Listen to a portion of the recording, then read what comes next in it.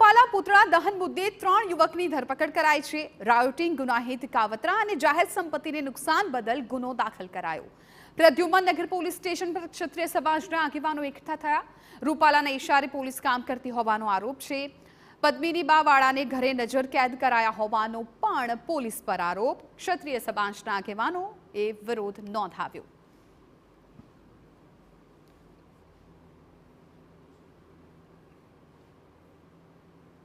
एक कार्यक्रम अमरा युवाओं द्वारा करवामां आवेल त्यारे जे ते समये पोलीस अधिकारीओ त्यां हाजर ज हता।